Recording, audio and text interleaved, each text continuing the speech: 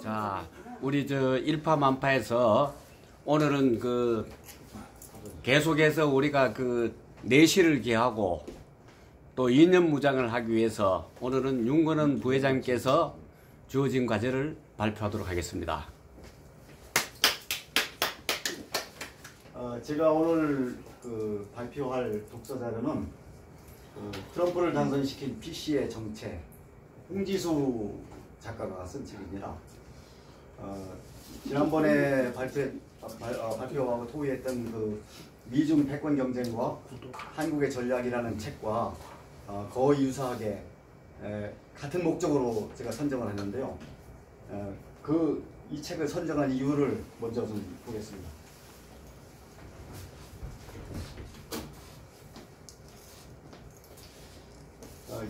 반드시 밀물 때가 온다. 이거 안 들어보신 분 없죠? 강철원 카네기의 이제 성공 사례 중에서 유명한 그런 내용인데, 썰물이 있으면 반드시 밀물 때가 온다. 밤이 깊으면 곧 동이 들 것이니 희망을 놓지 마라. 이런 내용입니다. 이 내용을 모르는 분은 없는데, 그러면 이거를 왜 믿습니까? 반드시 밀물 때가 온다는 거를. 믿는 이유가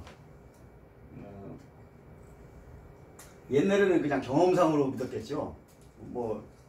해가 졌다가 지면은 반드시 또 그 이튿날 동이 튼다. 경험상으로. 그렇지만 오늘날 우리는 달이 지구를 돈다는 걸 누구나 알지 않습니까? 그래서 거기에 의해서 밀물과 썰물이 생기고, 그래서 썰물에서 다 나갔으면은 밀물때가 반드시 온다. 그런데 이제 밀물이 온다는 걸 우리가 확신을 할 수 있는 건데, 그렇지만 사회적 현상은 그런 자연과학적 현상과는 많이 다르기 때문에 정말 밀물이 올 것인가, 밀물이 들어올 것인가, 밀물이 들어온다면 무엇을 보고 우리는 밀물이 들어온다고 생각할 것인가, 그런 것들을 이해하는데 이 책이 상당히 도움이 될 것이라 생각해서 우리보다 좀 시대 상황이 앞서간 미국의 트럼프가 어떻게 해서 당선됐는가, 그거를 살펴보는 그런 책입니다. 그래서 이 트럼프는 원래 공화당에 들어간 지도 얼마 안 된 사람입니다. 철저하게 비주류 정치인입니다. 경제인이죠, 그냥요. 경제인. 이 사람이 당선이 됐어요. 그래서 이 사람이 당선된 이유를 살펴보면은 우리나라에 들어오는 밀물, 이런 현상이 우리가 지금 밀물이 들어오고 있구나. 그 밀물은 어떤 모습인지, 또 언제쯤 그게 들어올 것인지를 우리가 예상해 볼 수 있겠다 싶어가지고 이 책을 선정했습니다.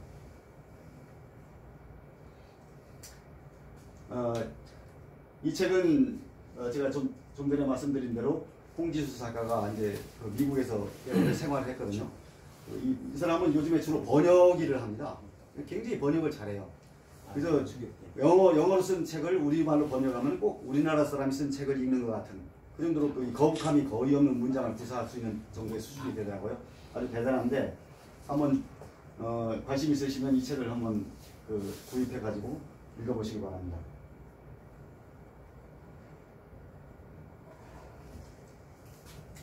이게 이제 표지에 나와 있는 건데, 트럼프를 당선시킨 PC의 정체. 도널드 트럼프는 미국 사회에 만연한 정치적 정도, 폴리티컬 코렉트니스입니다. PC라고 이제 약칭을 하는데, 문화적 병리 형상 때문에 당선되었다. 그게 이제 아주 핵심적인 요약 내용입니다.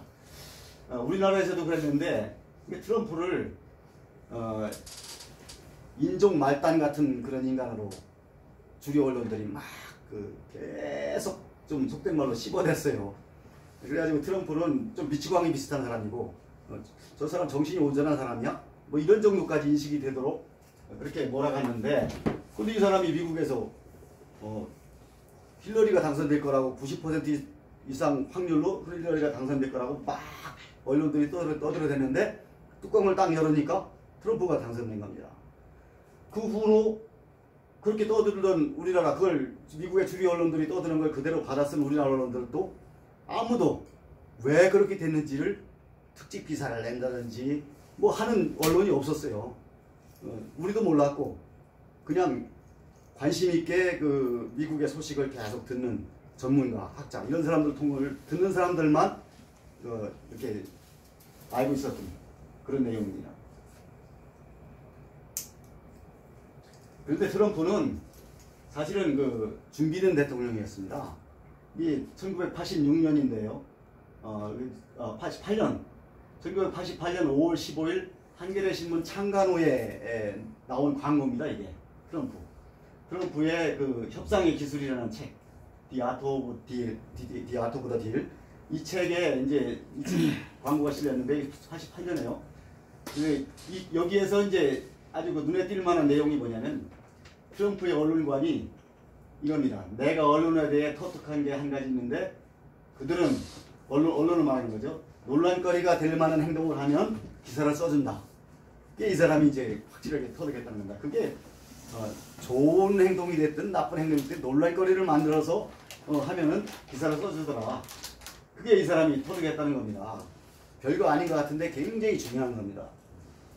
그래서 트럼프는 아마 그 가장 오랜 시간 동안 대통령감이라고 인식된 사람일 것이다. 그냥 듣보잡이 전혀 아닙니다. 우리는 뭐 미치광이 뭐 이상한 놈 이렇게 그냥 듣보잡처럼 했는데 절대 그것이 아니었다. 선거 기간 내내 주류 언론들은 트럼프를 아주 혹독하게 비판을 했습니다. 그렇지만 아까 제가 말씀드린 대로 트럼프는 거기에 이 사람들 때문에 주류 언론들 때문에 광고비 한 푼 안 들이고서도 자기 광고를 계속 한 겁니다. 그러면 혹독하게 비판된 내용은 누가 해결해 줬냐면은 우익 성향 유튜버하고 언론들이 그것이 아니다. 이렇게 이제 살아있는 언론들이 또 해명을 해준 겁니다. 네, 그런 과정이 선거 기간 내내 이루어졌고, 그래서 이제 결국은 이제 결론적으로 미국 사회에 만연한 PC라는 그 문화적 경기 현상 때문에 그 반작용으로 당선됐는데, 지금 이제 트럼프가 벌써 이제 재선할 때가 되지 않습니까? 2020년 5월 지금까지 대표적 PC 좌익들인 주류 언론들은 전혀 변하지 않았습니다. 지금도 계속 트럼프를 비판하고 완전히 민주당의 기관지 노릇을 이제 쭉 하고 있습니다. 그 어떤 언론들이 그러는가 하는 건 여러분들이 뉴욕타임즈, 워싱턴 타임즈 뭐 이렇게 아시지만, 워싱턴 포스트 아시지만 그 뒤에 좀 나오거든요. 전혀 변하지 않았고 지금도 계속 씹어대고 있는데 그 반사이익을 트럼프는 좀 톡톡히 지금도 보고 있습니다. 그래서 또 그걸 베껴쓰는 한국 언론도 전혀 변하지 않았습니다. 4년 전이나 지금 전이나 전혀 변하지 않았다. 참고로 말씀드리는 겁니다. 그럼 이 한번 이 CNN, 뉴욕타임즈, 워싱턴 포스트, MBC, CBS, LA타임즈 이것들에 대해서 이런 비속적인 그 조롱으로 만들어진 용어를 한번 보십시오. 하나도 빠짐없이 전부 다 만들어져 있어요. 클린턴 뉴스 네트워크, 종일 클린턴 방송, 워싱턴 풉이 뭔지 아시죠? 워싱턴 똥똥하는 얘기입니다. MBC는 나칭 밥 크랩, 개소 일색이다. 이런 식으로 비속어로 부르는 용어들이 전부 하나씩 다 붙어 있어요. 이게 누가 불렀겠습니까? 이 주류 언론들이 떠드는 것을 진짜 못마땅한 그런 트럼프 지지 성향 미국인들이 불렀을 겁니다. 그래서 이 미국의 주류 언론이라고 우리는 CNN에서 보도됐어.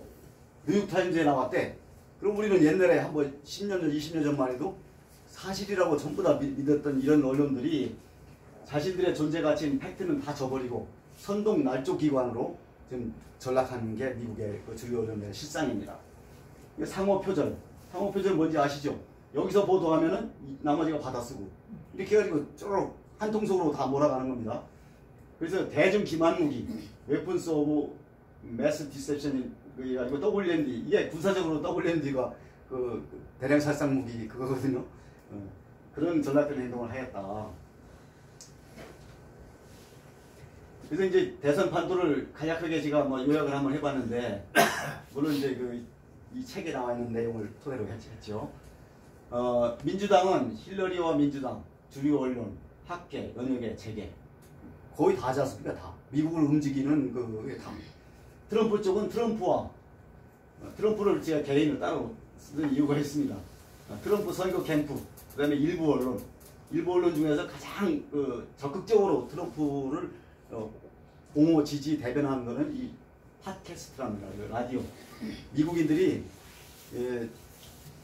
자동차를 운전하면서 생활하는 시간이 엄청 많은 나라이기 때문에 딱 운전대 잡으면은 심심하니까 1시간, 2시간씩 가야 되니까 전부 라디오를 켜놓고 하는데 이게 저는 팟캐스트 해가지고 POP인 줄 알았어요. 우리 그거는 POD더라고요. 그래서 인터넷 예약 방송인가 뭐 그렇게 돼가지고 이게 이제 상당히 기여를 했답니다. 우리가 이제 알고 있는 그 폭스, 내셔널 리뷰 이런 것들도 상당히 한 50대 50 정도 그 정도로 이렇게 별로 적극적이지 않았대요. 우호적이지 않았대요. 트럼프에.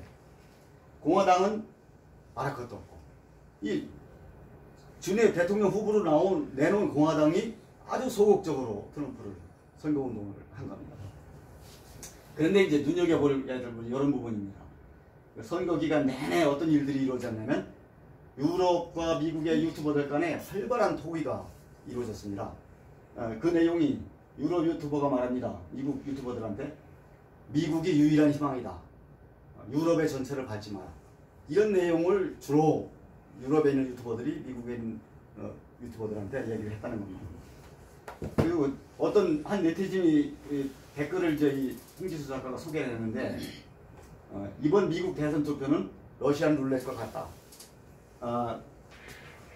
트럼프에 투표하면은 한창 절반만 총알이 채워진 총으로 러시안 룰렛을 하는 것이고 힐러리에 투표하면은 한창 전체 장전된 총으로 하는 러시안 룰렛이다. 이거 100% 죽는 거죠. 한 방 땡기면 바로 죽는 거야. 이런 식으로 미국 정치에 대한 어떤 암울한 그런 현상을 했는데 그래도 트럼프가 낫다.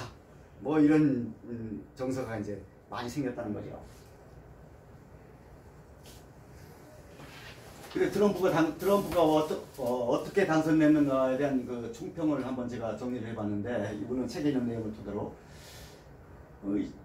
이 홍지수 작가가 이런 말을 썼어요. 좌익들이 꿈꾸는 프롤레타리아 계급혁명의 성공 사례다. 그런데 그 목표가 자유민주주의 수호였다. 이거 완전히 뭐라고 반어법으로 표현했나요? 근데 결과적으로 이렇게 된 겁니다. 이 사람들은 열심히 프롤레타리아 계급혁명에 성공되도록 PC 좌파들이 수십 년간 계속 이렇게 했는데 그 반작용에 의해서 결국 트럼프가 당선되면서 자유민주주의가 수호되는 쪽으로 결과가 나왔다. 뭐 그런 말입니다. 이게 이제 또 다른 쪽으로 설명을 하면은 이 평범한 미국인들이 그동안 좀 참고 지내다가 포용적 인도주의 아주 좋은 말이죠. 국경 없는 유토피아 이게 PC들이 주장하는 그런 내용들의 그 골자입니다. 내용 개념입니다. 이런 주장을 계속 몇십 년 들으면서 보니까 여기에 야 그거 꼭 좋은 것만 아니잖아. 결국 우리가 그 감당해야 되는 부분 아니야. 거기에 대해서 이런 우려를 표현하면은 너 인종차별주의자 이렇게 몰아붙이는 겁니다. 그러니까 우리나라에서도 같은 게 있죠. 우파 성향의 사람들이 뭐 한마디 하고 지금 뭐 정부나 뭐 좌파들이 잘못했다 그러면은 적폐, 친일, 뭐 꼰대 뭐 그러잖아요. 이렇게 들다 이렇게 한마디로 그냥 딱 공격하는 이게 그 미국의 PC를 또 똑같은 짓을 계속 해온 겁니다. 여기에 대해서 이 사람들이 화가 난 겁니다. 이 평범한 미국인들이 그게 이제 그 반작용이 생긴 그 바탕이라는 거죠. 미국말 푹 끼고 뭐 이렇게 이제 반항을 했다는 겁니다. 또 다른 관점입니다. 요거는 홍지수 작가 자료가 아니고 이거 이충근 박사가 쓴 자료 두 컷을 제가 이제 했는데 이게 굉장히 중요합니다. 나중에 우리나라도 밀물이 어떤 모습으로 들어올까를 전망해 보는 데도 중요합니다. 결국 워킹 클래스 노동자 계급들인데 주로 이제 화이트맨 백인들입니다. 백인들이 클린턴 오바마 정권이 있는 동안에 점점 수입이 줄어듭니다. 그 이제 거기에 분노한 백인 노동자들이 그걸 뒤집었다. 그 뒤집은 근거가 여기 뒤에 나옵니다. 여기 이제 여기 어디죠? 미시건주, 그 다음에 미스콘신, 오하이오, 펜실베니아. 여기 일대가 미국의 산업 공장지대입니다. 여기서 미국의 그 기계라든지 뭐 좀 무거운 거, 큰 거 뭐 이런 것들은 다 여기서 만듭니다. 근데 이것들이 공장이 중국으로 다 빠져나갔어요. 그래가지고 여기를 뭐라고 부르냐면 러스트 벨트라는 별명으로 부르게 된 겁니다. 러스트 아시죠? 녹슬은. 그러니까 공장들은 주로 철구 모조리 이렇게 다 돼 있잖아요. 이게 공장이 폐업돼 가지고 박제되니까 전부 녹슬어 가지고 시뻘겋게 다 녹슬어 가는 겁니다. 그래서 러스트 벨트라고 불렀던 주들이 이건데 여기인데 심지어 어떤 일까지 있었냐면 어느 그 회사가 노동자들의 파업에 해가지고 폐업이 됐어요. 그래가지고 직장을 다 잃었잖아요. 근데 그때 그 파업을 주동한 그 노조위원장이 가족과 식사하다가 식당에서 그 뭐죠? 해직된 직장을 잃은 그 근로자들한테 끌려 나와가지고 얻어맞다가 죽었습니다. 이런 정도까지 미국이 생겼습니다. 그래서 이 사람들이 보십시오. 다 공화당을 트럼프로 찍었습니다. 전에는 115이 포함해서 여기가 전부 파란색이었는데 여기가 빨간색으로 바뀌어버린 겁니다. 그래서 요 백인들의 그 수입 절감과 그 다음에 분노 그것도 굉장히 크다. 우리나라 실정은 비슷하죠? 네, PC 우리가 아직 거기까지 안 간 것 같아요. 그래서 밀물이 언제 들어오는가에 대한 게 참고가 된다는 거. 이게 PC에 대해서 본격적으로 좀 정리를 해봤습니다. 그 뒤에 내용을. PC란 아까 몇 번 나왔지만 그 Political Correctness 정도인데 맞는 건데 옳은 건데 이게 폴리티컬이라는 겁니다. 폴리티컬. 이걸로 포장을 하는 겁니다. 맞는 말을 그럴싸하게 포장해서 상대방이 저항하지 못하도록 뭐 이렇게 해서 자기들의 그 어떤 위치를 확보해 나가는 거죠. 근데 이 PC 요 용어의 기원은 레닌이 당권 장악 과정에서 자기 정당성을 내세우고 반동 숙청을 하는 그런 그 논리적 기준으로 처음에 만들었답니다. 용어를. 그렇게 해서 적용을 했는데 이제 이런 이게 레닌이 사용하는 PC가 됐든 지금 유럽이나 미국에서 또 우리나라까지도 상당히 들어와 있습니다. 우리가 용어를 사용하지 않아서 그렇지. 여기서 이루어지는 이 PC들은 다 전체주의적 폭력성을 다 동시에 가지고 있습니다. 그게 왜 폭력이 되는 거냐면 우리 고 감독님이 이제 잘 연구하고 하시는 디벨레 그 영화를 보시면 금방 이해할 수 있습니다. 그걸 인터넷에 많이 돌아다니니까 요약된 것도 다 돌아다니니까 한번 안 보신 분들은 꼭 보시기 바랍니다. 그런데 이 PC의 정체와 PC가 무슨 짓을 하는 것을 제일 먼저 고발한 사람이 소련의 애교관 유리 베르메네프라는 사람입니다. 이 사람이 KGB 요원입니다. 인도에서 이제 인도 주재 소련 대사관에서 위장된 직책으로 어느 문화 담당 이렇게 위장된 직책으로 했는데 실제 이 사람이 뭐를 했냐면 PC 업무를 했죠. 그러다가 1970년에 망명을 해서 숨어 지내다가 1984년에 이 PC 소련의 PC 업무가 무슨 짓이냐 하는 것을 폭로했습니다. 왜 1984년에 폭로했을까요? 1984년에 수년 전에 1984라는 소설이 나왔죠. 네, 거기에 맞춘 것 같습니다. 그래서 이제 이 사람 이 KGB의 주 업무는 우리나라도 국정원 직원들이 나갑니다. 해외 대사관에 다 나와요. 미국도 CIA 다 나와 있고. 근데 주로 이제 정보 활동을 합니다. 그 사람들은. 근데 소련의 KGB의 이 사람들은 정보 첩보 활동을 15%밖에 안 하고 2년적 전복 작전을 85%를 했다는 겁니다. PC를 거기다 활용했다는 거. 그렇죠. PC 업무를 이 사람들이 한 겁니다. KGB가 해외에 나가서 그 나라의 문명을 파괴해 나갑니다. 왜 파괴하느냐? 사회주의 혁명이 생기는 여건을 조성을 위해서 파괴하는 겁니다. 그래서 이제 2년적 전복 작전의 첫 단계가 인식 혼란인데 이건 이제 PC를 적용하는 그런 겁니다. 그래서 이 PC 문화와 소설에 나오는 1984를 공통점을 이렇게 한번 정리해 봤습니다. 이게 저도 하도 읽은 지가 오래돼가지고 보니까 그래 그런 거 있었지. 근데 이게 1984라는 소설에는 풍요부, 진실부, 애정부라는 그런 이 오세아니아라는 가상의 나라가 독재 신형 독재국가 오세아니아라는 가상의 나라에 이런 부가 있습니다. 근데 이 풍요보고 무슨 짓을 하느냐?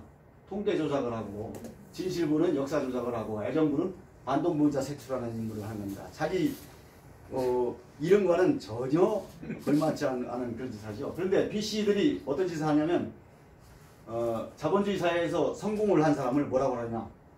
저 녀석은 억압하고 근로자를 억압하고 착취를 해서 성공한 거야. 이렇게 몰아붙이는 겁니다. 실패를 했어요. 어떤 사람이? 그러면 저 사람은 차별 때문에 실패를 했어.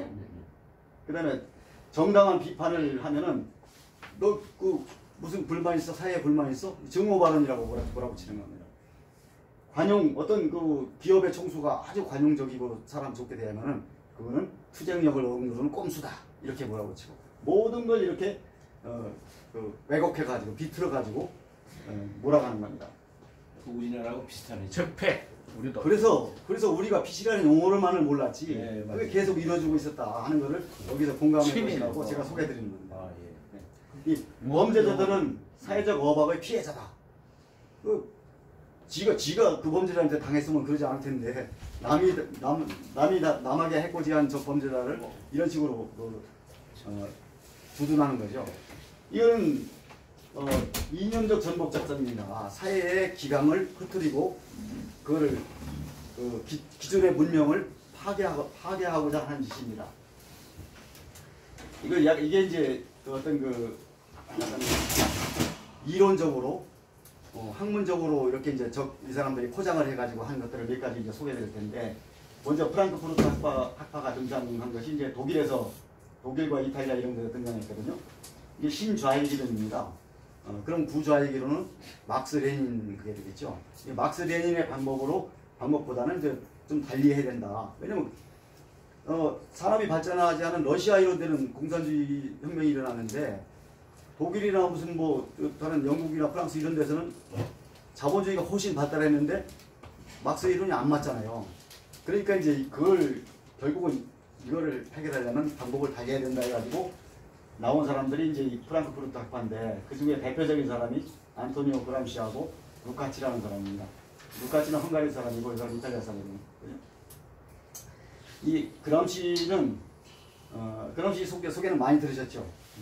서구 문명을 파괴해야 노동자들이 계급 이익을 주장하게 된다. 그렇지 않으면 이 서구 문명, 오래된 기독교 이런 문명에 딱 길들여져 가지고 저항을 할 줄 모른다. 그겁니다. 그래서 이 문명을 파괴해야 되는데 언론 매체, 연예계, 교육기관, 공직을 장악해서 이런 레닌이 했던 급진적인 프롤레타리아 혁명은 군대에서 말하는 기동전, 확 휩쓸어 버리는 거 있죠. 네, 빠른 시간 속도전으로 그 기동전으로 보고 자기가 얘기하는 방법은 진지를 하나하나 구축해 나가면서 진지를 보강하고 강화해서 나중에 결과적으로 승리를 갖는 진지전이다. 그렇게 해서 이제 진지전이론이라고 이렇게 불려집니다. 이게 이제 안토니오 그람시의 결국은 이 사람은 이걸 이제 결과적으로 별 볼 일 없어졌고, 이 안토니오 그람시 진지전이 유럽과 미국과 우리나라에 지금까지도 계속 적용되면서 엄청난 성과를 거뒀고, 우리를 이렇게 아주 나락으로 떨어뜨려 가는 그런 효과를, 이게 아주 대단한 인간입니다. 이게 막스보다도 더 대단한 인간입니다. 안토니오 그람시. 이 루카치는 그냥 잠깐 소개해드리면은, 이 사람이 헝가리의 좌파 정부의 문화 담당관으로 직책을 앉았어요. 그래가지고 급진적인 성 프로그램을 시행했습니다. 그래가지고 기존에 있던 성경과는 완전히 배치되는 남녀 성교하는 그런 것까지도 학생들한테 막 공개적으로 수업을 시키고 막 그런 짓을 한 겁니다. 지금요 우리 똑같은. 그렇죠. 그런데 이 사람은 정교도 새끼들 하는 것도 너무 똑같은데 너무 급하게 해가지고 이 사람은 이제 자기가 속한 정권을 잃어버렸습니다. 이 사람 때문에. 네. 너무 오버했구만. 그러니까 이 사람 말이 맞은 거죠. 그람시가 오버해서 이 사람은 잘리고 본인뿐 아니라 지가 속한 정부가 정권을 잃었어요. 이제 프랑크푸르트 학파의 유태인들이 주로 많이 있었거든요. 이 사람들이 나치에 쫓겨가지고 미국으로 갔습니다. 그래서 콜롬비아 대학을 중심으로 또아리를 틀고 반전, 그다음에 전통과 가족윤리 구정, 감수성 훈련 프로그램 이런 걸 통해 가지고 이제 오늘날 우리가 이게 진짜 거대하게 번진 PC를 미국에 접목시켜서 키워나가는 겁니다. 그다음에 요 이제 아까 나왔던 용어가 뭐죠? 프랑크푸르트 학파. 요게 이제 살짝 바뀌어가지고 포스트 모더니즘이라는 그런 어떤 새로운 학문 체계인 것처럼 이 사람들이 만들어가지고 이 문화라는 가면을 쓴 막스주의를 막 세상에 퍼뜨렸거든요. 근데 이거는 오래 못 가서 제가 2003년인가 4년인가 교육학을 조금 공부를 했더니 거기에 포스트 모더니즘이라는 용어를 신랄하게 비판하는 어느 교수의 글을 제가 읽은 적이 있어요. 이 도대체 포스트 모더니즘 이게 도대체 뭐야? 그때 전혀 몰랐어요. 그런데 굉장히 비판을 받더라고요.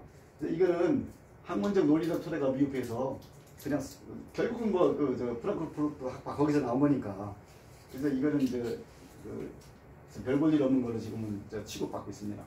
그렇지만 이게 선전선동 도구로 이런 학문적인 까지도 토대를 구축해 보려고 노력을 했다 그 사람들이.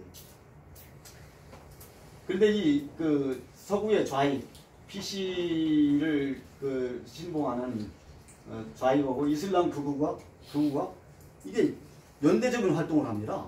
이해가 안 가는 짓이죠. 그러니까 사실 이 사람들이 허구입니다. 이슬람 극우가 어떻게 평화적이고 소수자 인권을 챙기고 그러니까 여성에 대해서 얼마나 혹독합니까 이 사람들이.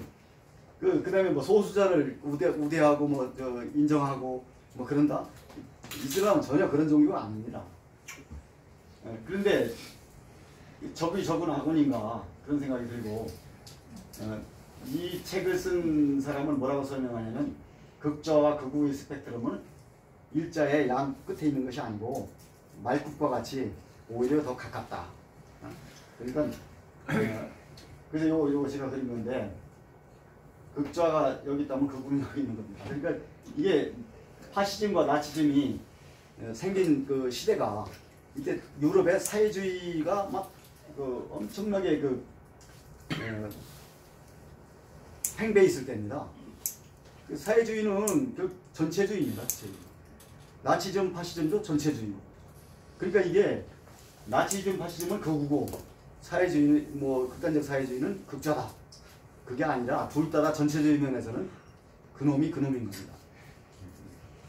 그게 제가 하는 말이 아니고 그 책에 소개되어 있더라고요. 프리드리 폰 하이에크라는 사람이 학자가 그렇게 표현을 했습니다. 이 PC들이 이슬람에 대해서 굉장히 관용적입니다. 좀 전에 제가 말씀드렸죠. 근데 이슬람이라는 종교가 결코 평화적인 종교가 아닙니다. 이슬람에 복종할 때만 평화를 보는 겁니다. 그게 논리상으로 PC하고 비슷한 거예요. 그런데 지금 세계 이슬람이 굉장히 널리 이슬람 정서 확대되고 있어요. 우리나라도 전주에다가 할랄 식품 공장을 만들겠다. 그래가지고 하다가 전주 사람들이 엄청 반대를 하니까 취소됐고 그런 일도 있고. 그런데 유엔에서도 이 사람들이 5일 머니로 해가지고 종교 비하 반대 법안을 통과시켰어요. 종교 비하 반대 법안. 나쁜 거 아니죠? 좋은 건데 이게 어디에 초점이 있냐면 이슬람 비판에 재갈을 물리는 겁니다. 이슬람 눈에 어떻게 여성에게 그렇게 가혹할 수 있느냐? 아니면 이슬람 아니면 너네는 왜 그렇게 전부 다 척결해낼 대상으로 그렇게 하느냐? 문제가 있지 않냐? 이런 말을 못하게 재갈을 물리려고 요거를 통과시킨 겁니다. 그 사우디가 가진 노력을 해가지고 인권위원회와 여권위원회 회원국이 됐습니다. 사우디가 어떤 나라인데요?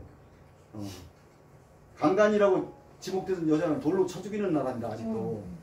그런데 무슨 여권위원회를 회원국이 됩니까? 이게 자기 국가 지침의 보호를 변호를 위해서 이런 거 들어가는 겁니다. 아직도 서구 사회 특히 유럽에 이주한 이슬람인들은요 숫자적으로 절대적 소수일 때까지만 현지 문명에 순응적입니다.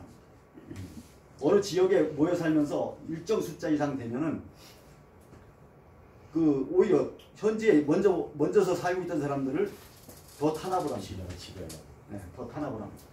영국이나 프랑스, 베네루스 삼국 등 거의 전부인데 요 뒷부분이 상당히 많은 분량으로 그런 사례를 홍지수 작가가 쫙 드러나는데 하도 많아가지고 또 뭐 유럽은 아직은 우리가 다룰 가치가 없어서 제가 여기다 실지 않았거든요. 근데 미국 얘기를 좀 해보겠습니다. 미국은 서구 문명의 이제 마지막 보루인가 하는 그런 부분이거든요. 그래서 이제 이게 내용을 제가 요약된 내용을 이게 말씀드리면은 어느 정도 공감을 하실 겁니다. 미국의 대학은 원래 그 사상의 자유시장이라고 불릴 정도로 굉장히 그 토론이 활발하고 리버럴한 그런 문화가 했었는데 지금은 좌익인의 독점지대로 많이 변했습니다. 다수의 대학이. 그래서 제가 제 며느리도 거기서 공부를 하고 있는데 자주 말하면 안 되지만 간간히 제가 거기서 말하는 대로 다 듣지 말고 여러 다른 시각을 자꾸 보려고 노력해라. 이 법학대학원 같은 경우는 좌익 성향이 85%, 우익 성향이 15%랍니다. 그래서 지금 연방법원 판사들이 이게 미국 대법원에서 동성간 결혼 합법화를 2015년인가 통과시켰습니다. 근데 트럼프가 당선된 이후에 가장 큰 업적이 이거라고 그러더라고요. 대법원 판사가 6대3으로 좌파가 많았는데 4대5로 바꿔버렸습니다. 근데 기회가 있었죠. 이 사람들은 종신제입니다. 종신제. 그래서 두 명이 공석이 생겼습니다. 그래서 공석이 생기니까 트럼프가 재빨리 두 명의 나이가 61세 정도 평균 나이 되는 사람을 바꿨습니다. 이 사람들 앞으로 20년을 할 거 아니에요. 그리고 그런데 지금 현재 요 4명 중에서 좌익 성향이 2명이 80세가 넘었고 1명은 암 수술을 3번이나 받았습니다. 근데 이 사람이 자리를 못 내놓는 거예요. 본인이 내놓겠다면 내놓으시거든요. 종신이지만 왜 못 내놓느냐? 그 사람도 4대5인데 8대 6대3 될 거 아니에요. 그래서 이제 트럼프가 이번에 재선되면은 트럼프 임기 내에 이게 7대3이 될 것이다. 아니 7대2가 될 것이다. 그런 얘기를 하고 또 연방법원 판사가 이것도 종신제입니다. 종신은 900명이나 되는데 이 중에서 218명을 전부 젊은 사람들로 싹 바꿨어요. 근데 이건 오바마가 공석이 있는데도 제명하지 않고 그냥 이 사람들도 전에 세상이니까 좀 약간 방심했겠죠. 그런 덕도 있다. 오바마는 인문학이라고 보는데.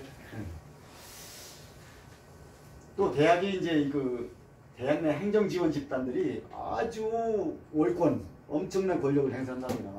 그 대학의 그 행정을 좌지우지하고.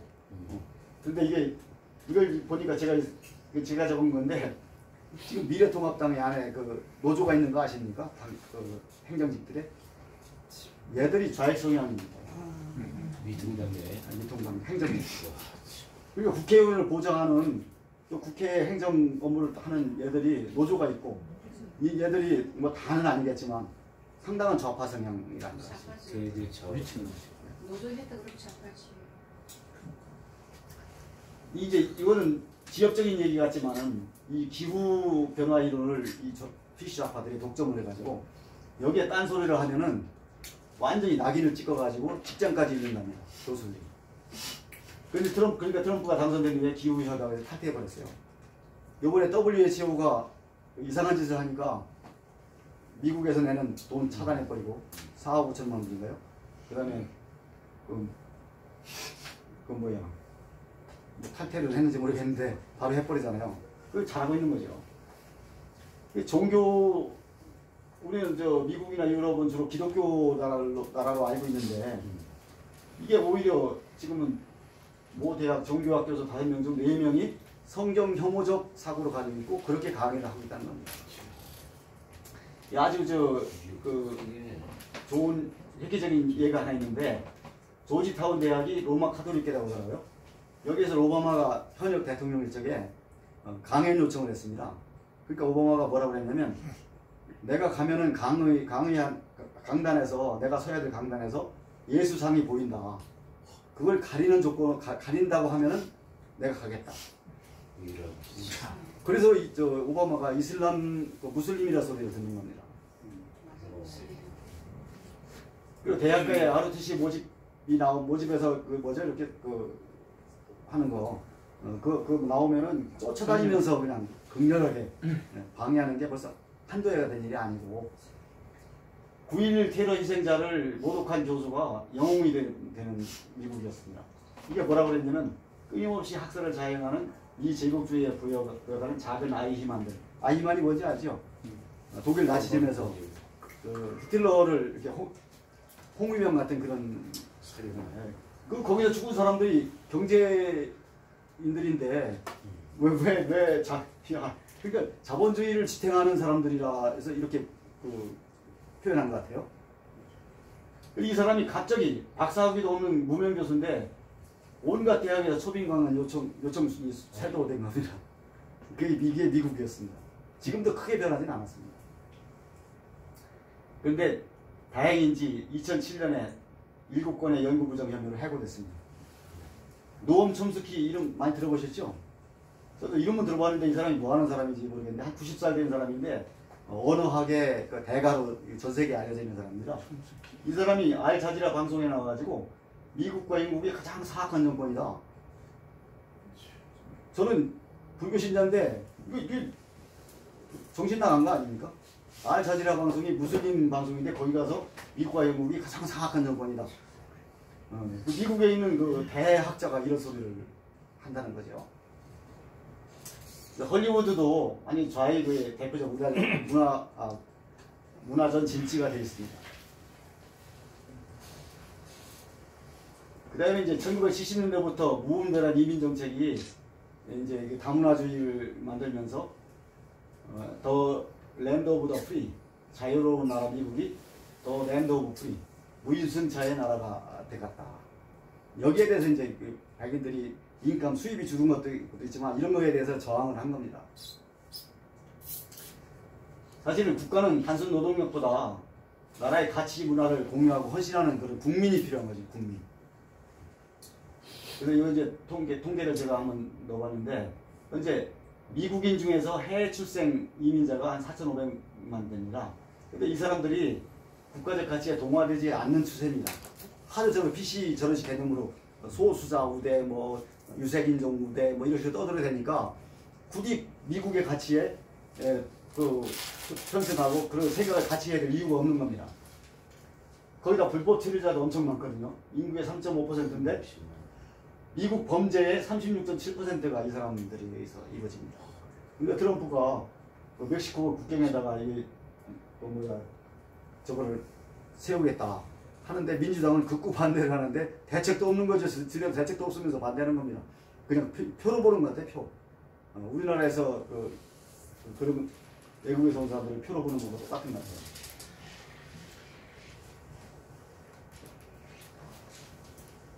인종 갈등.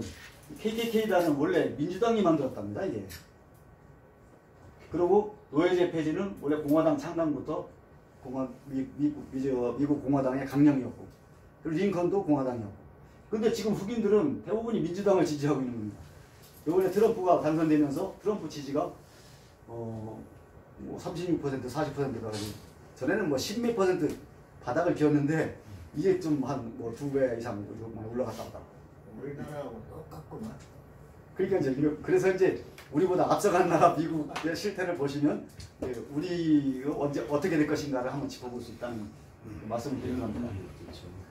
그래서 이제 그런데 흑인들을 무조건 감싸는 그 민주당과 이런 것들이 과연 잘하는 것이냐, 이게 아니다 하고 흑인 출신인 셸비, 소월, 윌리엄스라는 그 3인의 교수가 공동적으로 얘기한 거를 제가 이 책에 실었는데, 이 사람들은 소수자 우대 정책이 시행이 되기 전에 명문대에 합격해서 각자 자기 전문 분야에서 크게 성공한 사람들입니다. 그 중에서 이제 윌리엄스라는 교수가 이런 말을 했거든요. 자기가 고등학교 때 자신이 제출한 숙제를 갈기갈기 찢어서 던지면서 다시 써오라고 했던 그런 백인 여교사, 그 여교사가 자신의 인생에 가장 큰 영향을 미쳤다, 그런 말을 했거든요. 이게 정당한 사회입니다. 이게. 그런데 오늘날 미국에서 이런 일이 전혀 가능하지 않습니다. 만약에 이런 일을 어떤 백인 여교사가 고교생한테 했다면 바로 해고될 뿐더러 법적으로 처벌